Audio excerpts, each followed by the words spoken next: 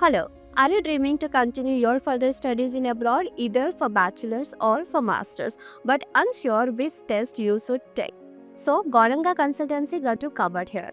In this video, we are gonna break down all the relevant tests that you need to appear, either it's IELTS, TOEFL, GRE, GMAT, SAT, and others. Let's get started. First, English proficiency test. If you are willing to join any foreign universities, you have to write the English proficiency test. Generally, there are many English language tests such as IELTS, TOEFL, PT, Duolingo, and many others. But IELTS and TOEFL are two English tests which are accepted globally by all the universities.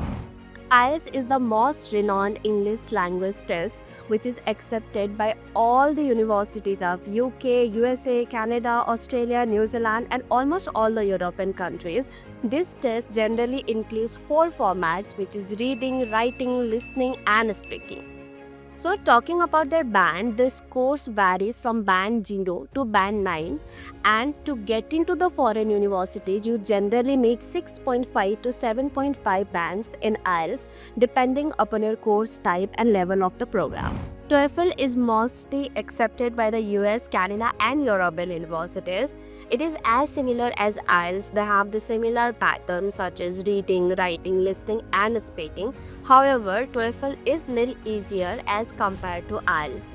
And the score ranges from 0 to 120, but to get accepted in the foreign universities, you generally need 80 to 90 score. To attempt both the tests, you need very good vocabulary skills and time management as well, because you will get a certain time to complete the entire test. To know the test structure and get a good score, you have to do a regular sample practices, and also you have to work on your time management by doing the practice.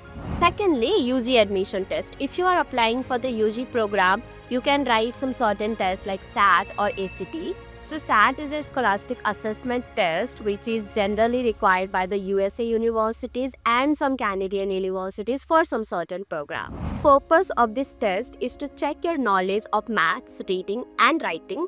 Also, it improves your chances of getting higher scholarships. The score ranges from 400 to 1600. It is as similar as SAT but includes a science reasoning section. Thus, it is important to take for those students who are willing to go for the science related programs, and this is basically needed from the US university. Talking about a graduate admission test, generally if you are willing to join for the post-graduation studies in the foreign universities, they generally requires the GRE or GMAT. GRE stands for the Graduate Record Examination, which is generally required by the US, UK, Canada, Australia for various faculties such as MA, MBA, MS, MEd, and many others. And GMAT stands for Graduate Management Admission Test, which is generally required for those students who are willing to do their MBA or business related programs from the abroad countries, and this test is accepted globally. And there are some subject specified tests such as MCAT. If you are willing to go for the medical degree from the medical schools of USA or Canada, you will have to write the MCAT exam. Similarly, if you are willing to do your law degree from law schools and abroad, you will have to write the LSAT exam. So, before choosing the country and the university, you must check either the program you are willing to do require any certain test or not. So, check it now and start preparing early. That's all for today.